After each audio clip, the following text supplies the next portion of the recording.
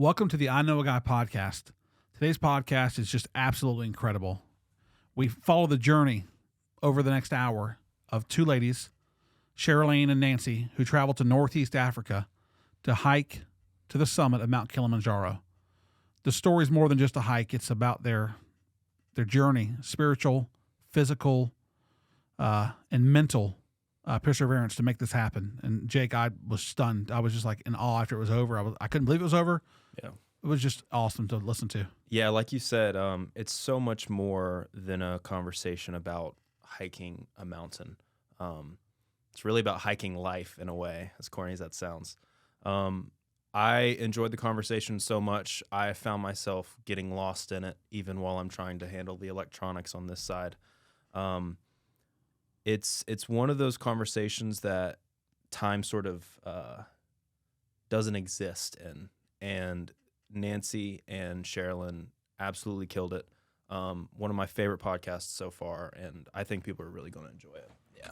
I totally agree. And why don't we just get this thing started? Enjoy the podcast. And thank you for liking and subscribing and sharing and putting everything out there. We hope to keep bringing you more podcasts. So, and if you know someone who's got a cool story, send them our way and we'll share it.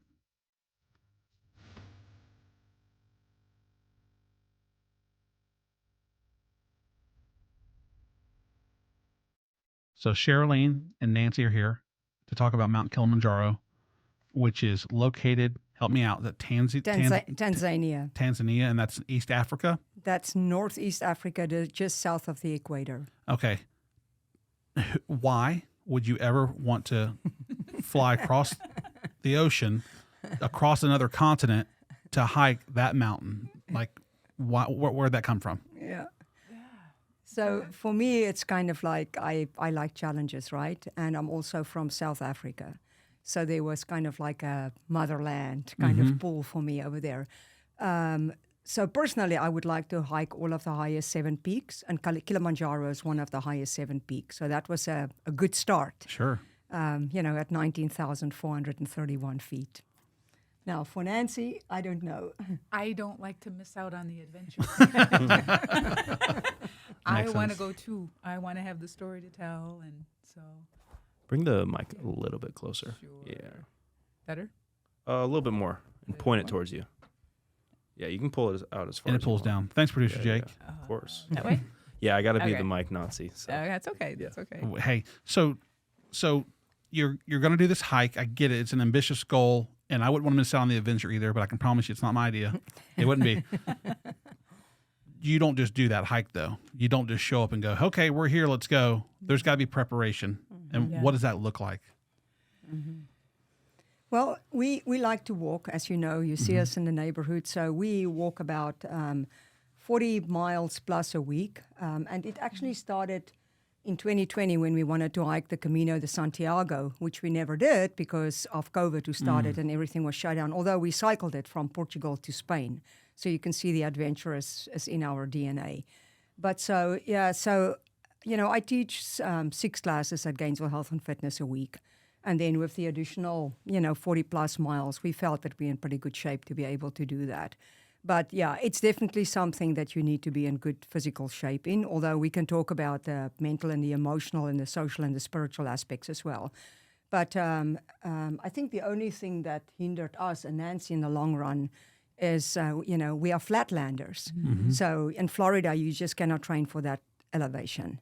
So we were concerned about that, and that's one of the things that got Nancy in particular. So and when you say elevation, we're talking what? It's 19,000 feet? Which is 19,431 feet. I would have no clue what that meant unless I had traveled to Breckenridge, Colorado, and was at 10,000 feet. So I think Denver's around 5,000 or so. Yep. Mile high, right? And then went over to Breckenridge, which is around 10,000, but the cabin we were staying in was 12,000. And I was sick the next day from altitude, and I wasn't hiking. I mean, didn't sleep well, and we went down to what they're called oxygen bars Right. to get oxygen. So to try to go from what do you start at the base level? How many feet is that? Yeah, so that's a great question. So we started at about 1,800 feet. And so we stayed in Moshi for 2 days just to be able to acclimate. And we actually went on was it about a 10-mile hike on the Saturday in Moshi? Yep. Just to acclimate a little bit. And then we took the Lemmershore route because it's the longest route. It's actually 9 days. And part of the reason was the success rate for summiting was very high because it's long, there's a gradual ascent, which means that you can acclimatize as you are going up the mountain. So we hike high and we sleep low. And that's a physiological kind of pressure on the body to be able to produce more red blood cells. If you have more red blood cells, you've got more hemoglobin. If you've got more hemoglobin, you can carry more oxygen. If you carry more oxygen, you're in better shape to do that, right? So we started at 1,800 feet, and that's called the cultivation zone or the agricultural zone. And then we went through 5 climate zones to the actual Arctic zone at the top. So if oxygen is at a premium up there, at least you want some, and you need, if you're in my case, a can. If someone wanted to do that hike right now, we're going to get into the meat of it.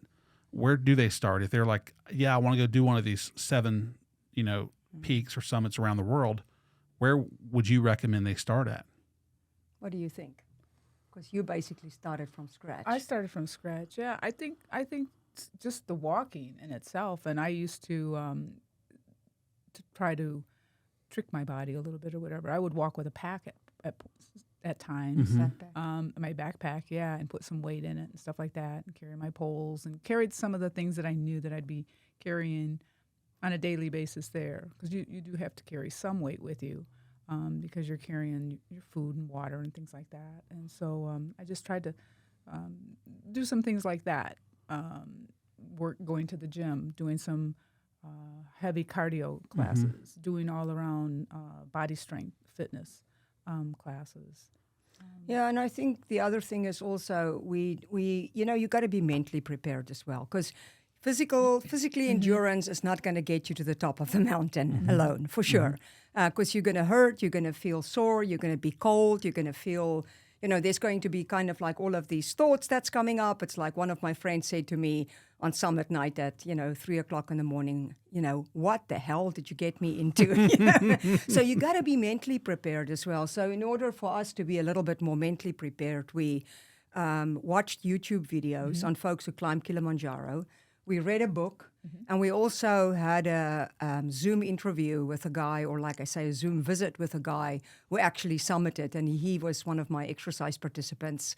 Him and his wife did that for their when they turned 50. Wow. So they summited, and so we learned from them as well. So talking to people, watching videos, reading documentaries, I think all of that helps with the visualization and the mental preparation as well. Because as I said in the beginning, this is not just a physical thing, right? Is this something where anybody can go? They can just show up and hike it, or do you have to have guides? Do you have to have guides? Yeah. And there's companies out there. I guess you just kind of hire a company that provides the guides.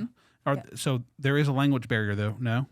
Well, they speak Swahili, but they are very, they can very well converse in English with you as well, especially not necessarily the porters, and that's a whole infrastructure when you go up the mountain. So let me just back off a little bit and give you some information.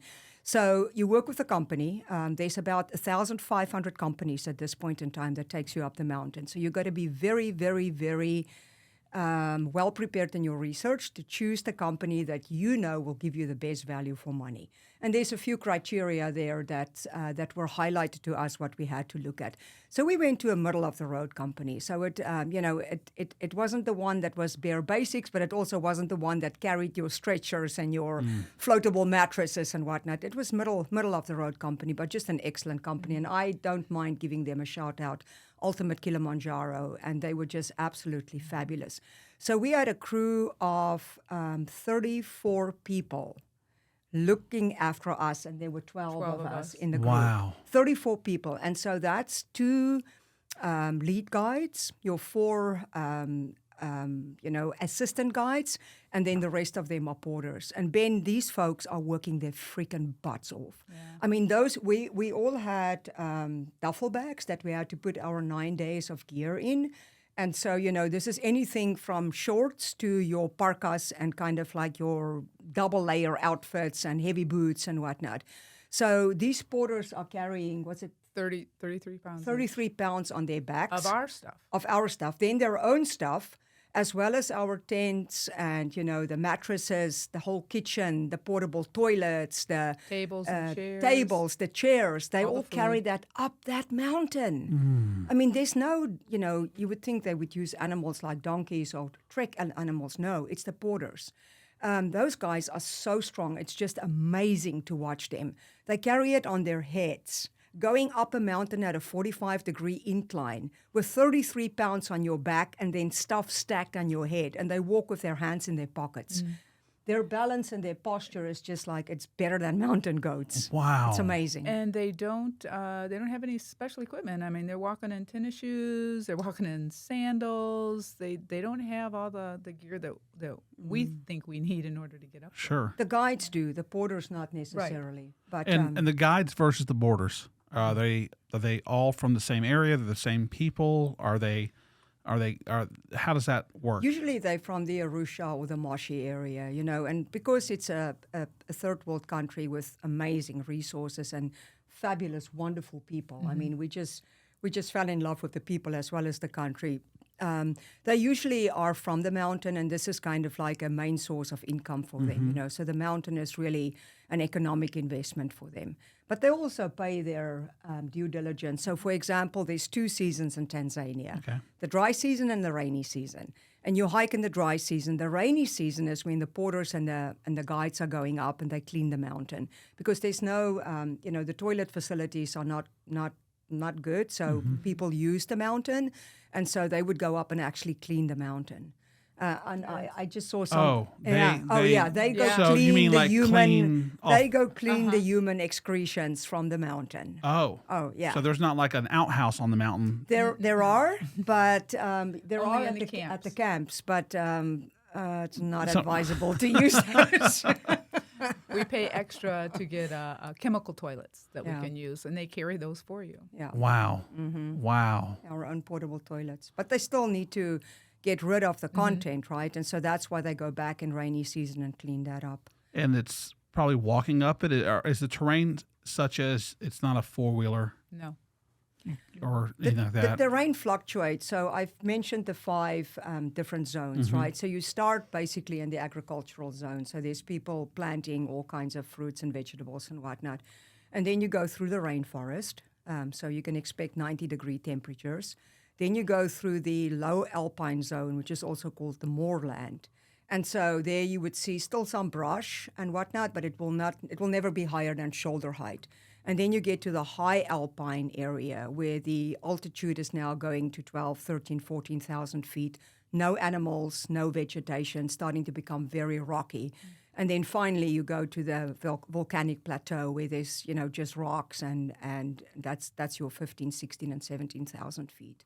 So the terrain it can be pretty unforgiving, especially if we think about those porters and the lack of good shoes that they have, So there are foundations out there where you can donate money.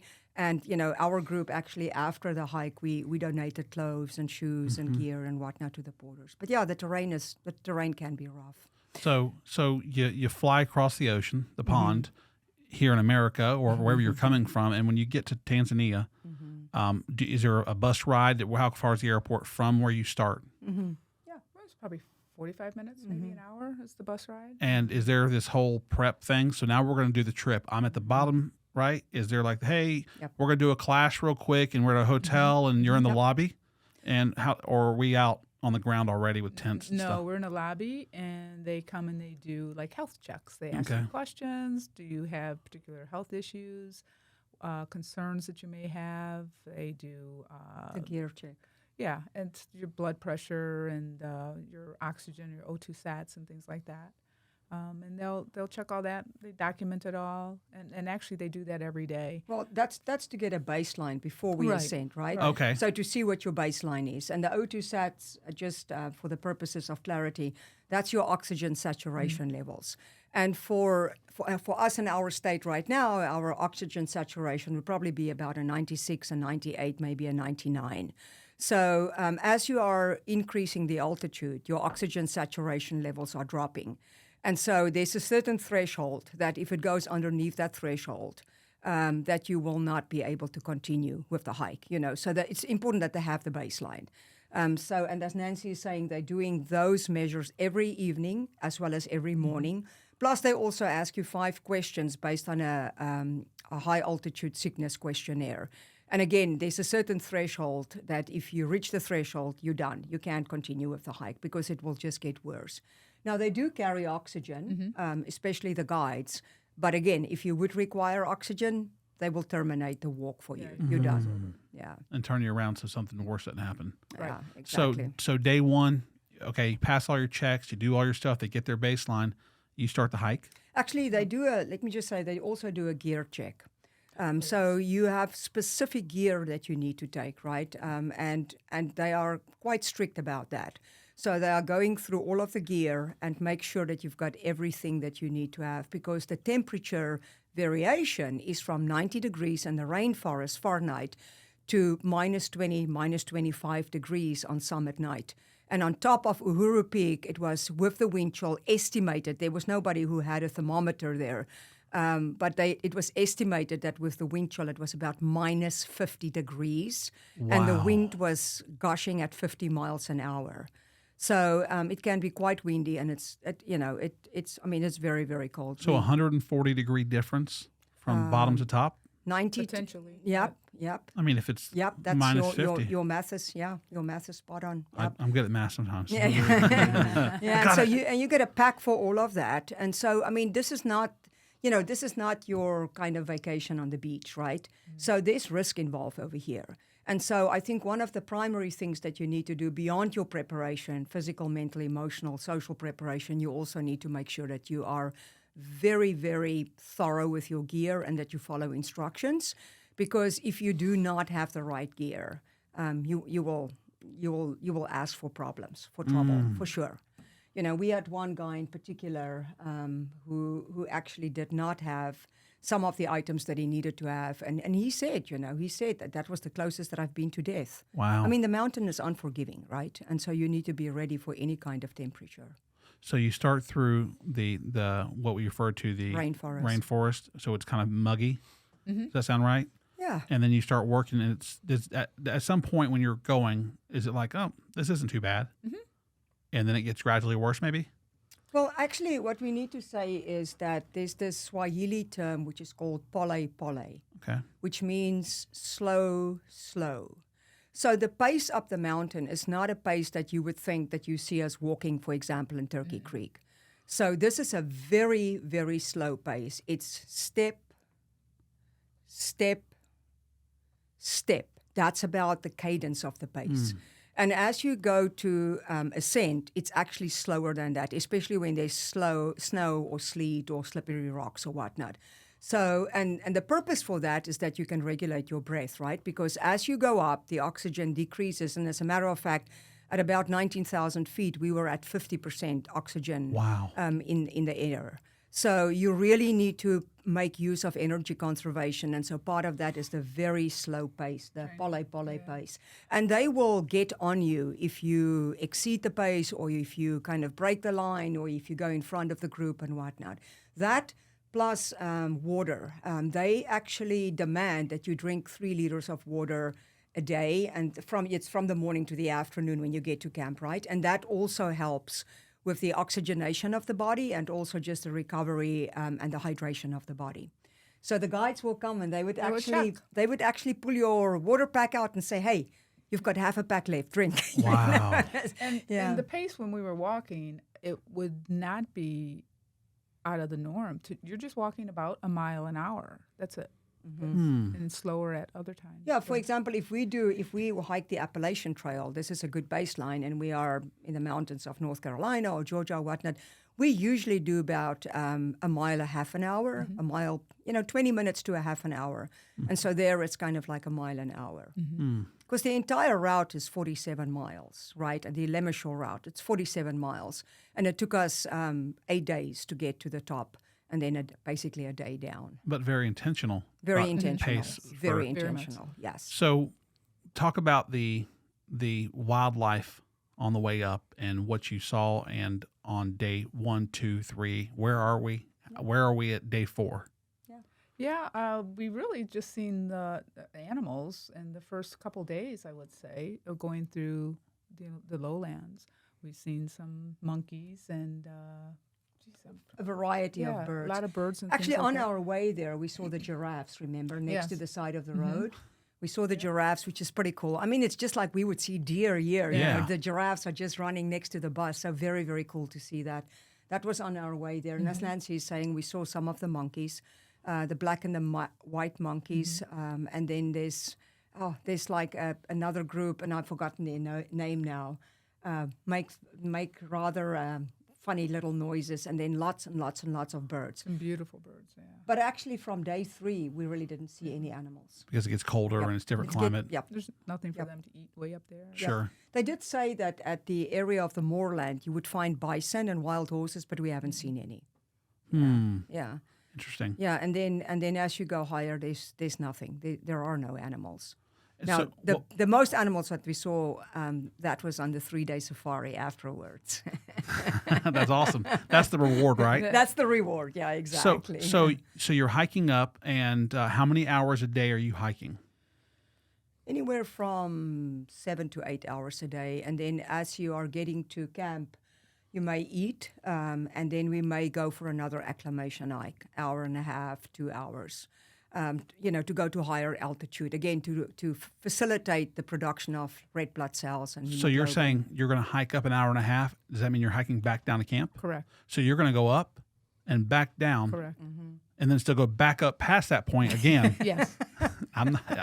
That's the mental game. That's the mental Right. games that have been played. you Yeah, know? that was one of the things that somebody had told us, and she said it was the hardest thing for me to know that I just worked and got myself up there, and now I'm going to go back, and tomorrow morning I'm going to do it again. So for me, that was a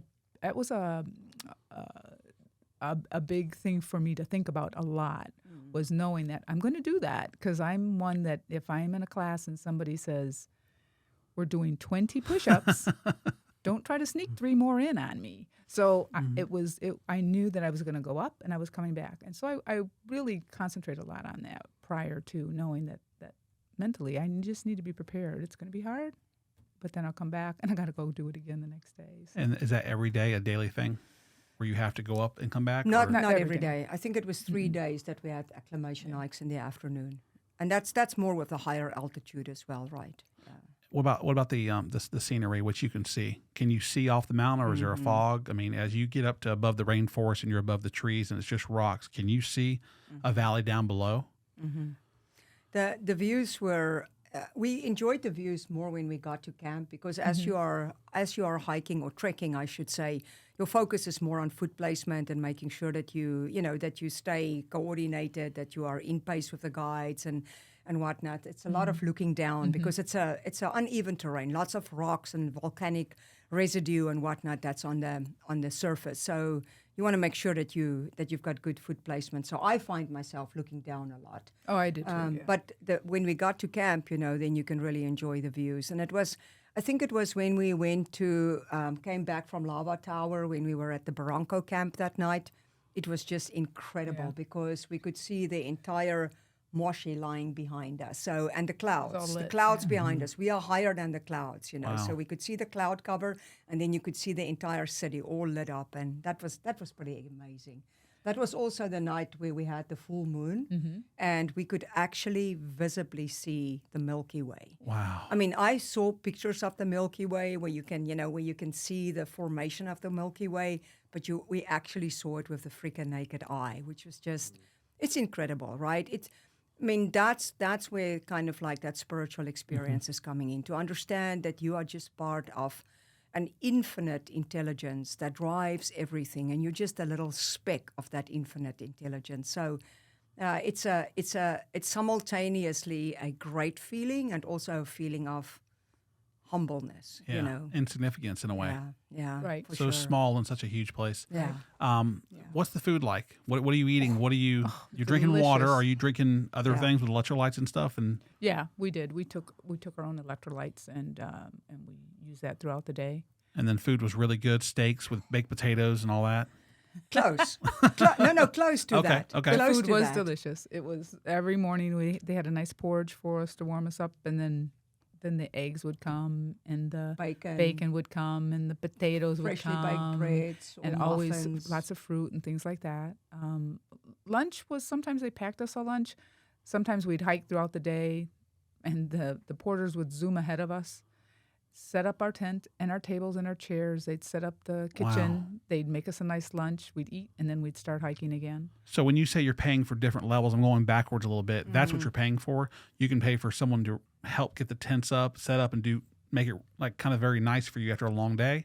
Or you can pay for someone not to do anything and you do it all. Or you can pay for, I don't know what the top end part of the trip is, but I don't know what the top end was. There was one area that we were in, and when we got there, we had lunch. They gave us lunch that day, and we were sitting and eating our lunch, sitting on rocks and stuff. And there were other people that had tables and chairs. Okay, and I they were gotcha. sitting That's up there. that's So that's the more- over the top. That's stuff. also the guys who sleep on stretchers, not kind of just on a little mattress, Yeah. a 2-inch mattress, faux mattress. so you had the foam mattress. we had the foam We had the foam. mattress, But yeah. that's kind of like, that's the experience. That's exactly right. That's Correct. exactly right. Yeah. But I want to go back to the food because, I mean, we were absolutely amazed. Yeah. When we were hiking up to Lava Tower, we got to the top, and it was, we kind of now in the high alpine zone, and it's cold. It's probably about 0 degrees Fahrenheit, and the wind is blowing, and it's snowing, and there's sleet coming down. And we came into the tent that they set up for us, and they serve freaking pizza. Oh, wow. Hot, freshly made pizza. I mean, it's just amazing, right? That chef is just absolutely 100% amazing. And I eat gluten-free food, so I let them know that, and they had special accommodations for me. For example, in the mornings they would make me freshly baked yellow lentil muffins, which is totally gluten-free, and I would get extra helpings of vegetables, and it was just incredible. I don't eat meat, right? So it was kind of like a double stressor on them, but no sweat on their side. They just accommodated us beautifully. So physically at this point, okay, and you said the high alpine area zone, so you're like just below the final zone, I guess, of where it's minus 50 potentially degrees of Right. the wind chill. Right. What That made an impression on you, eh? I'm not going now.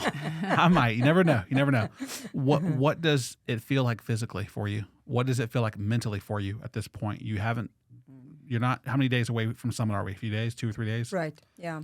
Probably about, when we got to the Barafu camp, 2 days away 2 days. from summit. Yeah. Where are you mentally? Where are you physically? It's cold.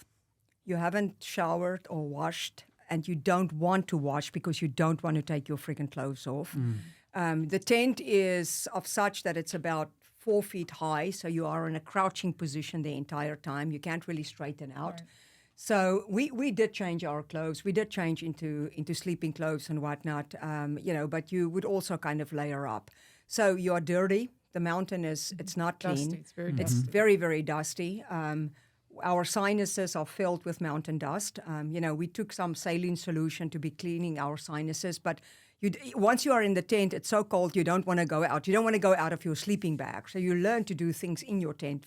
For example, Nancy and I are both pros to be able to sit and brush our teeth in our sleeping bags, rinse the mouth, swallow the toothbrush. I mean, the toothpaste, not the toothbrush. Hopefully not the toothbrush. The toothpaste. And then just feel really good about that, and then kind of like sip on some hot tea throughout the nighttime. So so just dirty and cold. When we got to that high alpine zone, I never felt warm anymore. You go to bed and you are cold, and you wake up and you are cold. It's not. We slept okay in terms of, because we had extra insulated blankets that we bought for our sleeping bags, but it's just cold. It's just cold, So we took some toe warmers, and we had some hand warmers, and so that kind of stuff helped. Also, I slept with 2 pairs of socks every night. Toe warmers, hand warmers, gloves. You sleep with a beanie, wool hat. Sometimes even your what's that? I slept with gloves. Yeah, even your little jacket that you have on, you would put the hat on top of it, so just to stay warm, right? And then you get a basin of water, but how do two people wash in a basin of, and actually what they had is they had one basin of water that was sitting outside for everybody, for all 12 of us. And you would just go and kind of just wet your face, splash your face, and you are basically done with that. So I must say that the porters and the guides are keeping the morale up, right? Because they would sing to us. There was one guy who had a birthday. They baked him a birthday cake, and they came to his tent and sang to him happy birthday early on in the morning, and, in Swahili and in English, which was just really amazing. And there's this Kilimanjaro song, which is so, it's just so intoxicating to listen to that. So they would sing that song to us, and all of that kind of stuff helped just to keep your spirits up. And then the cohesion amongst the group we had a great group. Was just fabulous, So we would kind of encourage one another and, just keep the energy going in a positive direction. I think that's the most important thing because, it's hard. Like I say, this is not your vacation on the beach. So the last thing that you want to hear is that somebody is miserable or complaining or whatnot. So we almost have these unwritten rules that whatever we bring to the group will be positive and uplifting, right? We did some meditation sessions, and just try to focus on the positive and share the positive experiences. And the same with our guides. They would come every night before dinner to give us an orientation of or actually a debriefing of how the day went, and then after dinner an orientation of what we can expect the next day, and always told us how proud they are of us and they're here to make our dreams come true. And so lots of positive psychology, that's been infused into discussions, into conversation, into debriefing, as well as orientation with the guides. You're not doing this because it's vacation or it's some beauty thing at the end. There's something deeper. And you talked about that a little bit. Like I'm sitting here objectively from the outside thinking, what in the hell are y'all doing? Yeah. Why would you do that to yourself? So there's got to be a why. Why? What? And you're probably going to talk about the summit and what that moment meant. And in your case, we'll talk about getting almost to the summit, I guess, right? Yeah. And what day was that when we were close or you were close? I was actually hiking up summit night. It was actually the summit night that I was hiking up that I had to turn back. So summit night, why at night? And then I want to get to the spiritual. I want to get to the why moment and what this meant, because it doesn't sound like to me like I want dust in my sinuses, cold in my tent, and, unless there's a deeper purpose, right? Right. Yeah. Well, there's two reasons they say you do it at night. The first one they tell us is there's only a limited time when you get to summit that it's clear sky, that you can actually see everything. Other than that, if you wait too late in the day, the clouds come in, and then you don't get to see too much. I think Ben is asking the why for you. Why did you do this personally? Oh, I thought he was just asking about the why at night. That's okay. Both. I kind of went both ways on it. Yeah. But that's... And the other thing is they say it's because they don't want us to see what we're doing. So they do it at night. Well, so you don't want to see the incline. You don't want to see the incline and stuff like that. So the incline on the final day is pretty steep. Oh, my gosh. It is, I don't know, to me it felt like a 90-degree incline, but it wasn't. I mean, it's probably about a 45 to a 65-degree incline, but it is very steep with a lot of switchbacks the entire time, a lot. And you do it, yeah. And we can talk about some at night when you're ready to go there, but I just want to say for me, the why is basically I truly believe that we can enact the human spirit, or we can empower the human spirit to act through challenges and through cultivating resilience and through exposing the human spirit to grit. I think we get the best of us as human beings if we face a challenge and if we are overcoming the challenge. I don't think that there's anything that gives me, at least, a greater sense of confidence and competence and fulfillment than taking on an amazing challenge, and not just a physical challenge, physical, emotional, social, mental challenge, and, enduring, pulling from all the resources that I have to be able to meet the challenge and even exceed the challenge, right? So for me, that's my why. It's those things that makes me feel alive, that makes me feel vibrant, and that makes me feel that I am infused by a greater energy here that is more than just the me, Sherrilene energy. It's coming from divine places. So that's my why. So just the challenge of it. I mean, just look at that mountain. That's incredible. And to know that you have gone foot by foot up to that very top of that mountain, it's, for me, it's just incredible. And I don't know. Nancy says she doesn't like to miss out on adventure. So That is true. Yeah, I agree with everything you're saying. And I think for me, it's the biggest thing is a challenge. I am a little bit older than her, so when she takes on these challenges, I feel like I'm usually the first thing is I don't think I can do it. But I have found over the years that some of the trips that we've taken, there's always seems to be a moment where there's something we didn't plan on doing that is a greater challenge than what we just did. And I'd be like, oh, I don't know if I can do that. And then when I do it, the highlight of my whole trip ends up being that challenge and that I was able to do it. And I think for me, it's the challenge to be able to say that I have done this. I attempted it anyways, and that I've done it. And then when I look back, it's always the things I remember the most. Sure. There is a spiritual aspect of it as well for me. And a big just social knowing- aspect, being with the group. Yeah, I'm a very social person. The spiritual part of it for me is just knowing that there is something greater out there than me that's going to help me get to this. And And competitive. if I just have to believe Something that. competitive inside of you both, maybe? Because, a little bit. well, and here's why I say that. Yeah.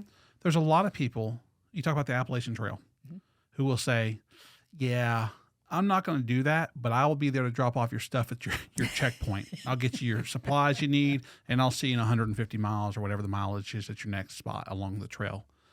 And you both said, no, we're going. And step by step, day by day, just kept going and going and going. And I saw a statistic where it says 45 to 50% of the people don't ever make it to summit. And I'd imagine some turn around, not because of health reasons, but because they are like, I'm tapping out. It's too cold. What am I doing? But there's definitely a fire burning, I can tell, and to do it. And it's inspiring. It really is. So take me to your hiking during the day for the most part until the final night. Right. So was there a gap? We hiked for 8 hours and we didn't sleep much? Yeah, or that did we was- sleep all day before?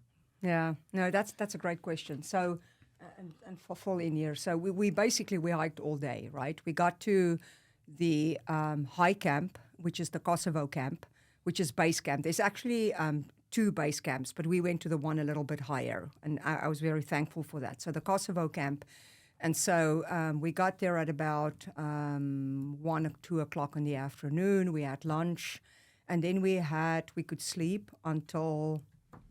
Was it 5 o'clock? Yeah, because we got up They for woke dinner. us up at 5 o'clock. We went down and we had a very early dinner. And at that point in time, I didn't want to eat. I mean, this is high altitude. My appetite is gone. It feels like I eat 3 times more than what I normally eat. But the guides absolutely are insistent that you have to eat. Your body needs these calories. So we ate, and then they gave us an opportunity to go back to the tent, get our gear and everything ready, and to sleep until 10 o'clock. They woke us up at 10 o'clock. We went to the tent. We had some coffee and hot chocolate and Milo, Light porridge. light porridge, yeah. And then we actually started to get ready for summit night. So by about 11:30, I think we were ready to trek up the mountain.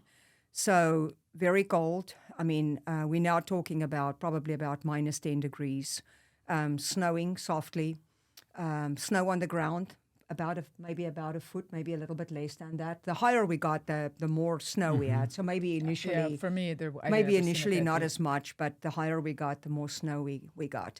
And everybody is kind of, there's like this nervous energy, everybody is just kind of, because now this is the real deal. I mean, this is it. And so, so we have never hiked in the night. We've never hiked in minus 10 degrees. We have never hiked with headlamps on. We've never hiked up a mountain in the night at an elevation of, we are now at 17,000 feet. A little less. About 16,000 feet. That's where Kosovo was. We've never been at 16,000 feet ever in our entire life, nor have we ever gone to anything higher than that, right? And with headlamps on and it's snowing and you don't know the path, right? So it's all of these variables in the algorithm that just gives you this great energy of uncertainty, right? But there's also an excitement because this is it, man. This is it. This is the real deal. This is the hour of reckoning is coming right now, right here. So, so we all of us got ready, and the guide was our lead guide. He was so amazing. He actually asked our permission if he could pray for us. Wow. And for the other guides as well. So I said in the beginning that there were 6 guides, but they actually brought 2 more porters in also to act as guides because there were 12 of us. And so it was basically 2 people per guide. So if we needed help, the guides were there. And Ben, I mean, it is freaking cold, right? It is so cold. So we have got double gloves on. Those porters, I shouldn't say porters, it's the guides. They don't wear gloves at all. Not at all, because they are there to help you. I mean, when we say, I need a snack, they're in your backpack, unzip the backpack and get your snack. If you say unzip, I'm overheating or whatnot, they unzip, or they adjust or whatnot. So they are there for you because there is no time to stop every time to take your double gloves off, to do your adjustments, to get your snacks out or whatnot. So the guides are there. They are there to your beck and call. Those people are absolutely amazing. I don't know how they don't have frostbite on their hands. So they would walk with their hands in their pockets, but whenever you need them, they're there for you. I mean, no hesitation. They're just absolutely there for you.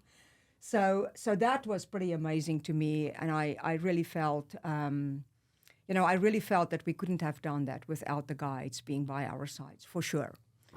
So you want to talk about your story now, the first hour of summit night? I don't know if you can remember a lot of that. I remember. Well, we had done everything you'd said. We got up, we got dressed, we're heading out, and I had all my. And what they do the day before every hike is they will tell you want to put 3 layers on top, 4 layers on the bottom, whatever it might be. So you know how to dress for this.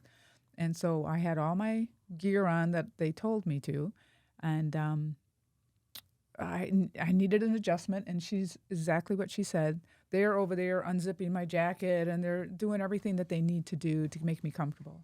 So we all start. We're walking probably an hour or so. And we're what's the degrees? About minus 10 degrees. Yeah. Okay. But probably about 20 minutes into my walk. And up to this point, this whole trip, I have felt great. I'm no nauseous. I'm sleeping well, eating very well, no symptoms whatsoever until about a day and a half before. That afternoon. And I started having a little bit of breathing issues, but I assumed it was my asthma and let it go at that.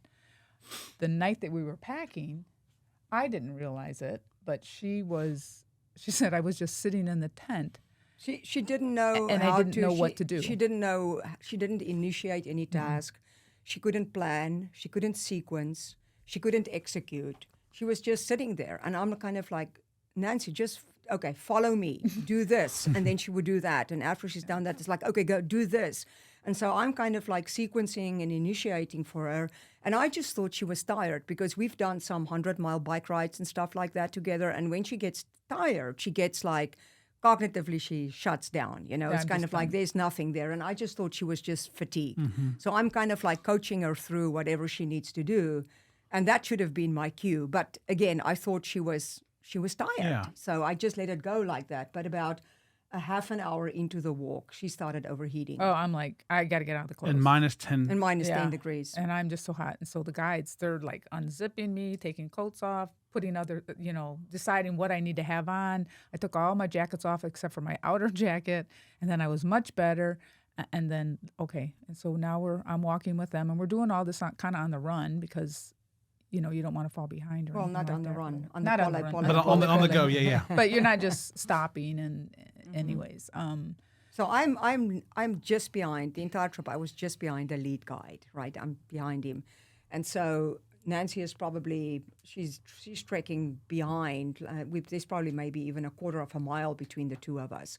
We stay in one line. But so people are saying to me, Sherrilene, you need to come. Nancy, there's something wrong with Nancy. And so I turned around and I said, I got to go. So I kind of like scoot down the mountain, kind of like a half run, half jog, and the lead guide with me.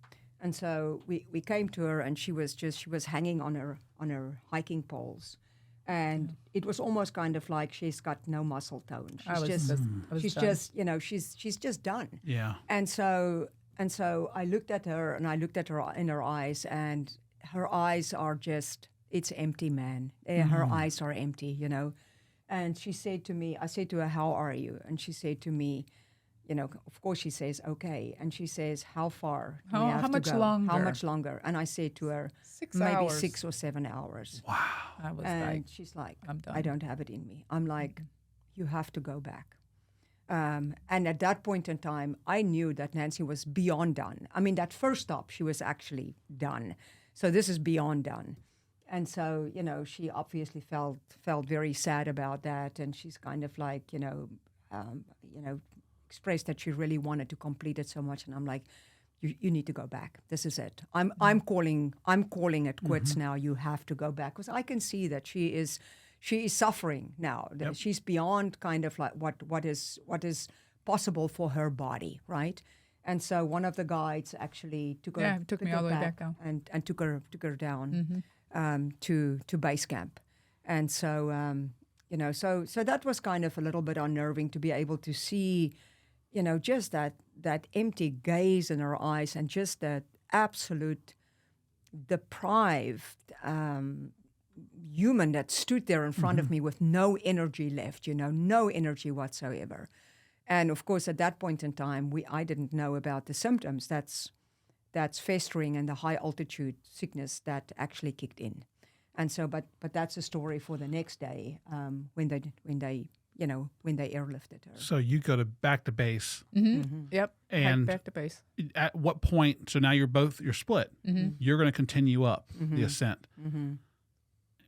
Do you stay at base and you see her back down there at base, or do you not see her till later? Oh, I don't see her till later, because I'm Next not going morning. back to base camp. Okay. So I'm ascending. I'm going on with Yeah. the group. So the guide is with her. All these guides they've got wilderness preparedness training. They've got first responder training. She's in pretty good hands. I feel comfortable about the fact that she's going back and she's going to sleep. She's going to rest, and they're going to probably give her some food and something to drink and whatnot.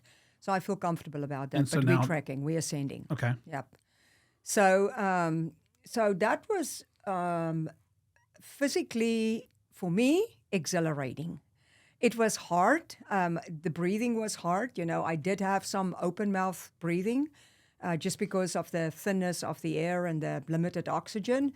But my body I felt exhilarated. I never felt fatigued. The one thing that was a challenge for me was my feet it just felt like my feet were frozen. So we would stop, and the guides had some tea in a flask, and they would offer us some tea, but I could never sit on a rock or whatnot. I had to march the entire time. Plus, I don't carry, there's not body fat or lots of body fat on me, so I cool down very, very quickly. So I would just march on the spot until we ascend again. And so there were actually 2 other people who really, really, really struggled, and they fell behind, and 2 of the guides actually stayed with them, and the rest of us went up. So I would say that our group ascended in maybe a third of us at the front, a third in the middle, and a third of us at the back, So now we're going, so it's, we're now going into that minus 15 degrees, minus 20 degrees, and you freaking feel it, man. I mean, my parka has got, ice on it. My Camelback, my pipe for drinking water is totally solid frozen. It's ice, so no more water is coming through my pipe and whatnot. And so we just keep on going, one step at a time. And so the guides were awesome, because we had this thing that they would shout, one team, and then we shout, one dream, and they would say, non-stop, and we would go to the top, and so you could hear us echoing in the mountain as they are shouting this to keep the spirits up and whatnot. And so it was, I think about at the 3:00 in the morning break that one of my friends from Gainesville, she comes to my exercise classes as well. Her name is Elsa. She wouldn't mind me saying this. She looked at me and she said to me, "What the hell did you get me into?" So because this is for many people, this is the hardest thing that they've ever done, right? And so, so the ascent was, it was like I say, it was physically exhausting, but I felt exhilarated. Mentally, it was cold, and you had to not think too much about the cold. There was very strong cohesion and a very strong, social connectedness with the group and with the guides and whatnot. And even though some people were fatigued, some people were kind of like, a little bit of head games that were going on in their heads. I think we were still kind of energetically and emotionally strong. There was nobody cried or broke down or anything like that. The hardest climb, which felt like a 90-degree incline, was to Stella Point. And that's kind of like the last sign that you would get before Uhuru Peak. And when we reached Stella Point, the guides also said to us, this is about 45 minutes to Uhuru Peak right now. So now we've been climbing all night long, right? Leaving at 11:30, and it's round about just after 5 in the morning right now. So people wanted to take pictures there, and the guides are absolutely not. Let's keep on going. And so, but the environment is treacherous, so you can't see. I mean, you're basically looking at the person in front of you, and you've got your headlamp on. But I did look to my side, to the right side, and there's a cliff down probably about 6,000, 7,000, 8,000 feet. And to my right side, I could see the glacier starting to unfold. And the glaciers are probably, I don't know, to me it looks like it may be about 1,000, 2,000 feet high. And probably, it looked like it's going on for a mile, these glaciers. Just amazing to be able to see that, with the break of dawn. And of course it's white, so it shows up, on the mountain. But it was pretty scary to be able to know that you are here and just kind of like a few feet from you on your right-hand side, there's nothing. So Stella Point, 45 minutes, and we could actually, the guides let us know that we are now summiting and that we have reached Uhuru Peak. Very, very, very cold. A little bit of an anticlimax because there were people there already. And it's almost that people did bizarre things. Everybody wanted to be at the sign, and they started to push one another and kind of like, jump onto the sign. And I don't know if it was kind of like oxygen deprived or just happy to be there, a little bit of both.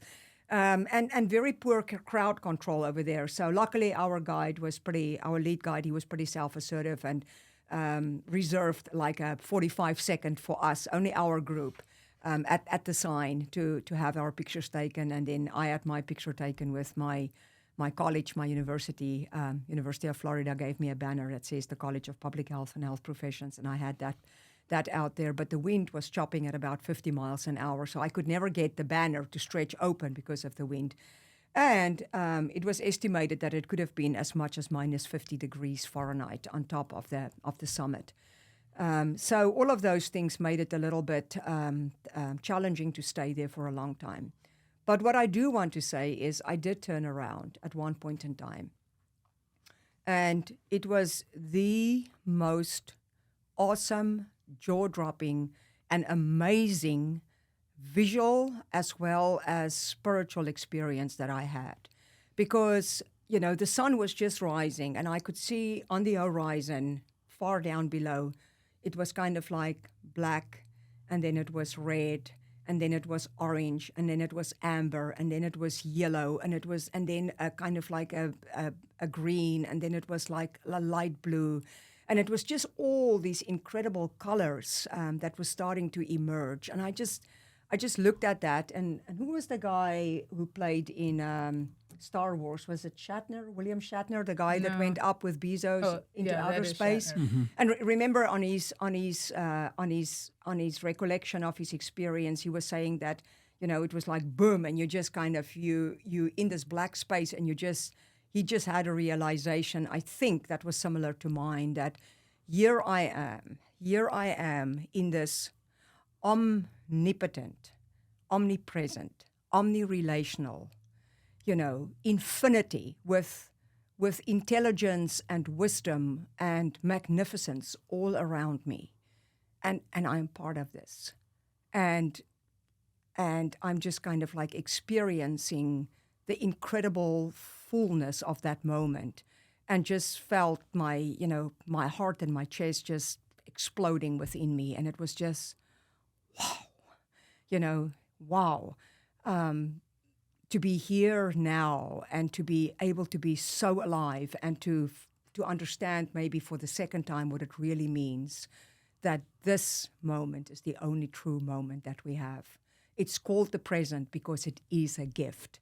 And that realization that we need to embrace every moment and every second of the day with that rigor and with that vigor and with that vitality and with that appreciation of being here now. Because our lives are precious gifts so that we can interact with one another and all the beauty and the splendor and the greatness and the magnificence of nature and the way that we do. And that was just kind of the epitome. That was the zenith. That was the highlight for me of just that realization, So even if I think about it now, it's just taking me back to that moment and just letting me feel again, just so insignificant, but part of an ultimate plan of love and devotion and divinity and magnificence and splendor.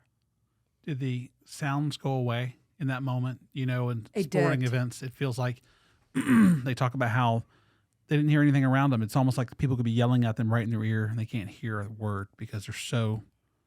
Did that happen to you in that moment to where you That's could... a fabulous question because there was nothing but just essence. That's the essence of being, the void, the emptiness and the fullness, combined together. And the sounds, I can't recall that I heard anything or really saw anybody. I was just so 110% absorbed in that moment of bliss, ecstasy, splendor, beauty, magnificence. There's almost not words to describe that moment. Wow. I wonder if you don't go through was it 11 days or 9 days? Yeah, it was 8 days. 8 days. And then summiting. If you don't go through that pain and that cold and maybe Have an appreciation. everything, even life in general, if that moment doesn't unfold like that for you, to be able to have that spiritual moment and feel it. And I feel it, honestly, I wasn't there, but I can feel it through your words, how incredible that moment was. Thank you for sharing that. So then you're on top of the summit for how long? Minutes? Hours? Yeah. So that's the other realization, that you are standing at the highest freestanding, on top of the highest peak of the highest freestanding mountain in the world, the roof of Africa. And so that in itself is an incredible experience.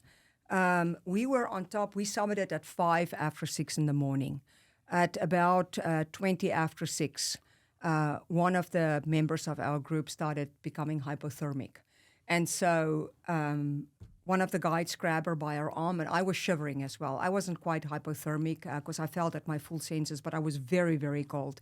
And the guide that was with me the entire time said to me, "Go with them." And the guide grabbed this woman by her arm, and he had her backpack on his back and her walking sticks in his hand, and he started running down the mountain with her, because that's what they do if you are hypothermic. And I am running right behind them. So we are blazing a trail. That felt like mountain skiing with hiking boots on. we blazing a trail down this mountain, not the way that we came up, just making our own trail as we go down this mountain. So, that's when you just surrender, right? Because you just believe in the guides and you just believe they know what they are doing. By the way, our lead guide has summited Kilimanjaro over 200 times. Wow. Over 200 times. Yeah, so you just surrender and you just go, man, these guys know what they are doing. And so... But normally people don't stay that. You don't stay No, more it's than about 15 or 20 minutes. 20 Yeah, minutes, anyways. 25 minutes, because it's so extremely cold, And it's Sure. the extremely oxygen. cold.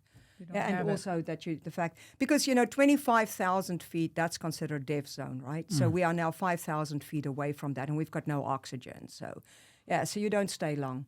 So we left at, as I said, ran down the mountain at 20 after 6. I got back to base camp at About 8:30. 8:30. So it took us from 11:30 to 6 o'clock in the morning to get to the top. And I was back to base camp in just over 2 hours. Wow. Yeah, so we really scooted down the mountain. So it was me and this one woman and then the guide that brought us down. We were the first down. And, they welcomed us with pineapple juice. Oh, my gosh, it was so good. Pineapple juice. It was excellent. It was the best drink that I've ever had in my entire life, pineapple juice. Went to the tent, and I was out until 1 o'clock. I think I slept until 12 o'clock or 1 o'clock. The other folks came down the mountain. The last group to arrived back at 12 o'clock. So you really did book it down the mountain then. we did. So, and you get back and Nancy's not in the tent. She's in the. No, I'm in the tent. She is kind of actually standing. So you are there. Yeah, she's in the tent. That's Yeah. right. Yeah. Are you there though? I thought I was. I had just slept all night long. I remember waking up during the night, and the wind was really strong even at camp. And I remember laying there going, it's a good thing I'm in this tent or it might blow away. I mean, it was really, really windy out there. Matter of fact, the cook tent went down in the wind, and I think the restrooms tent, they went down as well because the wind where we were was blowing so strong. But I came down and I just went right to bed with every piece of clothing that I had on except for my boots. When they got me back down, I got to my tent. They took my shoes off and so I could climb in, and I just stayed there until I don't know what time it was. It was maybe 8 o'clock. I think I woke up, and I was wondering when they were going to be coming down because I wanted to get a picture. I wanted a picture of her coming down the mountain. And the next thing I know, she was down the mountain, and then, she'd come back so early. So we just slept the rest of the day until they got us up for lunch. And then we hiked down to the. Then we packed up everything. Yeah, to the lower camp, packed up everything and hiked down. So it was a 3-hour hike down. We could have done a 3 or a 6-hour hike, but we all opted for the 3-hour hike. And this one actually hiked, but she was, Nancy she had very slow, her processing speed was very slow. Her speech was not all that clear. She felt herself foggy in her head. That was some of the terminology that she used. And then just very, very tired. And by this time, she's also got now a full-blown respiratory thing going on, like coughing and heavy breath, can't breathe and whatnot. And so are the guides saying anything while this is happening, or so just I'm talking to the lead guide, and she's up ahead. I'm just walking with whoever, because we just string out, and I was slow. I remember at one point I stopped and sat on a rock because I knew there were some people behind me, and I thought, I'll just sit here on the rock and wait for them to come. And when they caught up with me, then I just got up and walked with them. And I remember just at some points my arms were just by my side, and I was dragging my poles behind me. I just put one foot in front of the other. That's all I have to do, and I'll get to the next camp, and then I'm going to rest, and then I'll feel better. And that's really what I thought was going on. I did make it to camp. She brought me my dinner and everything. I just stayed in camp and in the tent and relaxed. They came and checked on me. Relax sounds so good, but you're not really relaxing, are you? I'm just laying in my tent, so yeah, that was relaxing. For the mountain, but it's not like it's all comfortable. You still cold? No, it wasn't too cold then. Because we've come down. We come down quite a few. Yeah, this is probably about 5,000 feet, even maybe more that we came down. So Yeah, we are came now down at quite a bit. Millennium Camp. And so we're probably back in the moorland area right now. Okay. Yeah. So the oxygen is better, and so I think I'm feeling better. I still feel foggy in my head. That was the biggest thing I said, is I just feel so foggy. I just can't think so. But she's feverish slow. as well. She's I was- burning up, and she doesn't even know that. No. So I just go. She doesn't know that she's got a fever. She's coughing, and it's a very productive cough. She's sleeping. She is very slow in her thinking, feeling foggy in her head. Needs some guidance, and she needs somebody to care for her at this point in time. And I went to go talk to the lead guide, and I said, Nancy cannot walk anymore. She's done. And so, I said to him, I don't know what you guys doing, what your protocol is, but she needs medical attention, and she needs it rather sooner than later. And so he said, well, let's let her have a good night's rest. Let's let her sleep well and whatnot. Make sure that she stayed hydrated. And we also, had some kind of folks who gave some Tylenol, nighttime PM Tylenol that we had in the group or whatnot. So we gave her some of that, and The fever broke. and the fever fever broke a broke little during the bit. night. Yeah. So the next morning it was kind of like, nope, she's she doesn't have the energy. She's I still thought I did, though. congested. I still thought I was willing to try because we Yeah. we had a 7 hour hike. There's ahead still a of us. 7-hour hike down to the Maweke camp, and I'm like, nope, this is not happening. But I'm asking the guy, I'm like, if somebody carries my backpack, I think I can do this. But I'm still in the tent. I haven't gotten up yet. And so he says, somebody can carry your pack. I says, and keep them close to me because I want to be able to drink. He goes, yep, they'll walk right alongside of you. I'm like, okay, that's what I'm going to do. And finished getting dressed because they came to check on me early in the morning in the tent and check my O2 sats and stuff. And it wasn't until I actually got up then I think I realized that, my coordination for walking was not so good. I was kind of felt taxic, I guess is the right word. And I was still very foggy. And so I said, well, if I can walk part way and then I can't make it, because they said they could bring a helicopter into me there. And I said, well, what if I start and then I can't make it? Then what's the option? He says, well, we can't get a helicopter in then. So then they would need to get me down the mountain the rest of the way. Put you on one of those metal dolly things Yep. with the wheels. Yeah, I guess so. So then That's when we said no. That's when the spousal authority kicked in, and I just said no. She needs. I'll just So that she was airlifted from the mountain, and with actually two of our other friends as well. Unfortunately, 3 people from Gainesville were airlifted off the mountain. So that's the Flatlander syndrome. And so it was first the 2 husband and wife. They were airlifted, and because of the weight, they couldn't have her in the helicopter as well. And the pilot came to pick her up. So she had a nice trip around the summit. They said, did you summit? I said, I did not. And so they took me on an excursion. And they didn't take me up to summit, but they flew me closer. They flew me down where we had come to the wall that we hiked. Were you sitting up looking at it and everything? Yeah, I was on a stretcher, so my legs are out in front of me, and I'm just sitting there. And I thought, oh, I got to get a picture.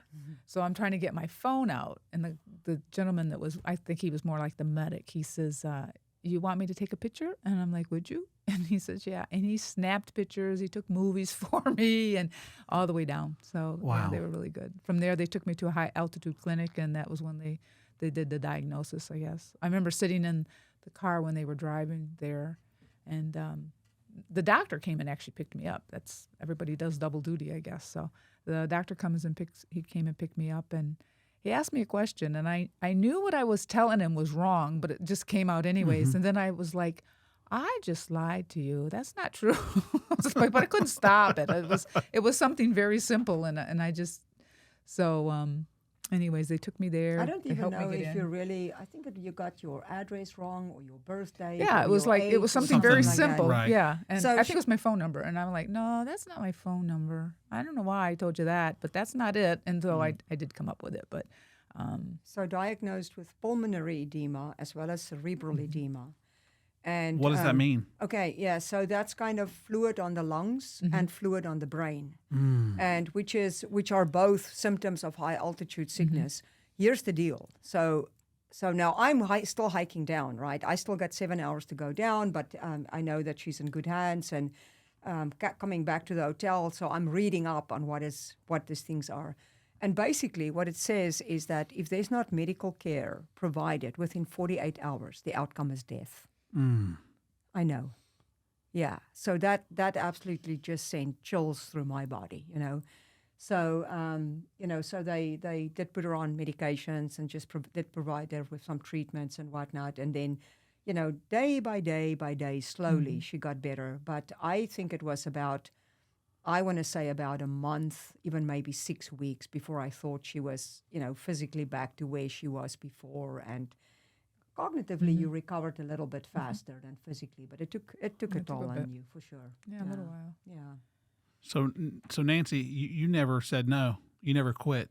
You kept going. You had to step in and go. That's right. She's not of Yeah. her right mind all the way, right? You're there, but you're not. Right, You think you can do it because you want to push and don't want to stop. right. And you said no. and for a good reason, because it could have turned out very badly.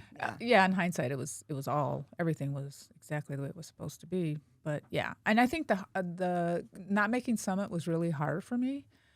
I think, what was even harder for me was when I took the helicopter off and didn't get to finish that 7-hour hike down with everybody else. That was probably I think that was just as hard for me, if maybe a little harder than not making summit, because I didn't get to finish it with everybody else. But you did. But she went to 17,000 Yeah. feet Yeah. in tip-top form, being the oldest person in our group, and being and really in tip-top form. And then all of a sudden the symptoms just came and her body just shut down, right? And that could happen to anybody. That's not a... That's exactly yeah. right. I mean- There is nobody that's precluded from that. It can happen to anybody. And there is no precaution that you can take, because both of us were on Diamox, which is a high altitude preventative sickness medication that we took, right? And you take it in the mornings, you take it in the evenings, and as altitude is going up, you increase the dosages as well. And when We actually double dosed it and for the summit night. That was exactly, what we were and instructed. you stayed on double dose a little bit until you got to the high altitude clinic. So so we did everything that we could, and there is, it's just how your body is going to handle those stressors. That's it, So she did a freaking magnificent job. Yeah. Absolutely magnificent job, and was an inspiration to so many of the younger folks. Sure. For sure, for sure. I mean, you got to just a few hours, you're on the way to summit, and then you're hiking back down until you're really forced off the mountain or death, really. Right, Yeah, exactly. wow. It's an inspiring story. Whether you make it to summit or whether you push to try to make it to summit and your body said, you're not doing this. Yeah, and that and she's right. I was like, I had like no symptoms at all until I did. I mean, there wasn't nothing to give me any indication that I was going to have an issue. Wow. Nothing at all. Your stories are phenomenal. So let's just say, we Yeah. got the T-shirts. Of course, we have to have the T-shirts. So she doesn't want to wear her T-shirt because she didn't make summit. So I said, okay, tell you what, I'll take a red marker, and between 17,000 feet and 19,000 feet, I'll just make an X, and then you can wear your T-shirt with pride. But she's wearing her T-shirt now, and it all turned out magnificently. Sure. Yeah. My dad, have you ever been to Cades Cove in East Tennessee? I've not. No. It's an 11-mile it's an 11-mile loop, and on Wednesday they shut it down to traffic. It's slow traffic, and it's around this valley, and it goes I up actually and it biked goes. that. Did you bike it? Yeah. That's Me and it. Adam went. Yeah. So Awesome. my whole family biked it, and well, let's just say my dad was struggling a little bit, and my mom was doing fine. You know the story? No, I don't, but I just think your dad's hilarious. I know he is funny. It is funny. We get about 80% through the entire thing, and my dad's just worn out. And we're actually, this sounds crazy, but we're actually filling a water bottle in the river of the creek coming off the mountain just to get something cool. And we're trying to, he's 70 years old now. At the time, he's probably 68 or something. And this guy comes by, and they say if you don't finish or can't finish, you put this ribbon on your bicycle or whatever, and they'll come pick it up. It's a rented bike. And he sees us filling up water, and he kind of goes, something's up here. He says, do any of you want a ride back? And I thought my dad's going to go, no, I'm going to keep going. My dad goes, yep, I do.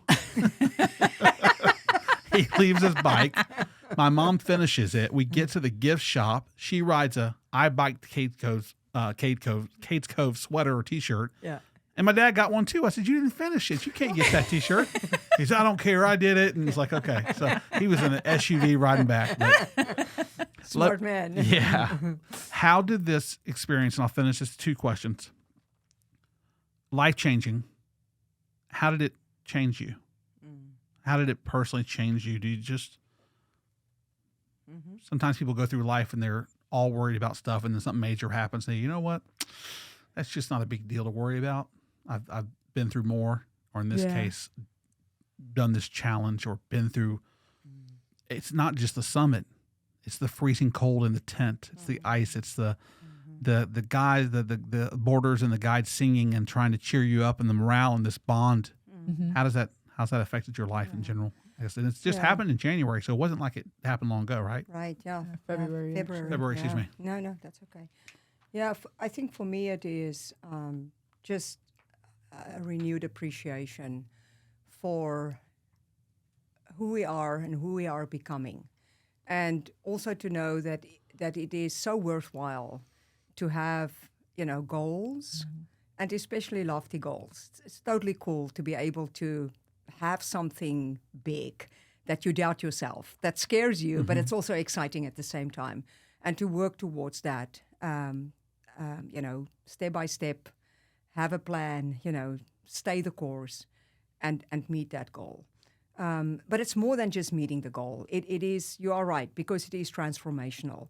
So I think for me, it is just the appreciation that we are incredible spiritual beings that's living in human vessels, and that we can, through the things that we do, the choices that we make, and the environments that we experience, we can enliven our spirits, which can extend beyond what is humanly perceived to be possible, and to tap, to know that we are blessed with, all of us, that we are blessed with so much, and that should really drive our being and our doing and our becoming and our belonging, and make us appreciative, just feel appreciative for what you have and what you are becoming, versus complaining or working from the basis of limitation. See the grace, see the multitude, see the blessings, and just kind of like hold on to that. That's for me. Yeah. I think for me is I'm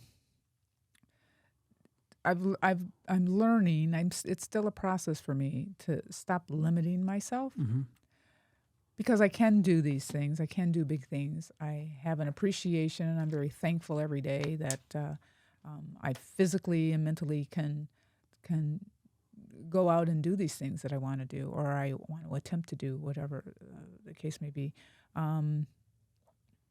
So I think it's just the appreciation for your health, appreciation for life, and that you physically can go and you can make the decision and physically go and go out and do it. Do it. Yeah.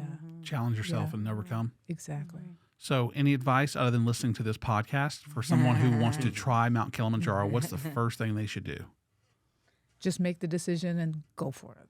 Yeah. Be committed, be committed, because you can say you can try to do it, or I'm going to do it, Yeah. And have a goal. Like my goal was not to summit, like I said, just prior to before we came live. My goal was to summit and to come back home safely. And if you look at the movie Everest, that's exactly what those guys did not do. Their goal was to summit, and they did, and they died shortly after that. So it's kind of to summit and to come back home safely, and make a commitment. And once you are committed, put your heart and your soul in it, because the reward is much, much, much, much, much more than what you would ever think it is. And also prepare and plan, for severe circumstances, for your physical fitness, for mental anguish that you need to handle. Know that you're going to be with group members that you have never met before. So infuse good energy into your group and bring good energy to the group. Don't take away from the group or rob the group's energy. And, just freaking enjoy the experience, because it's so fabulous. Thank you That is true. Thank you for sharing that experience with our audience. That was fantastic. Thank you, Ben. We Yeah, appreciate that was awesome. being asked to do this. No, it was just a phenomenal story, and I was immersed in it. I really was. Producer Jake? All I got is thank you. There's some stories and there's some people that can somehow manage to pluck you out of the grind, your everyday life, the rat race, and y'all's story in a way did that for me, and I think it did for Ben as well. Beautiful stuff. I was expecting just a very topical here's how we climbed the mountain conversation, but I got so much more out of it, so thank you both. Yeah, welcome. You asked fabulous questions, Ben. Thank you. Very Thank you. thoughtful questions. Thank you. Yeah, that put us back in the moment. It was awesome. Thank you. It was awesome. Thank you all very Yeah. much. Appreciate it. Thank you. Thank you.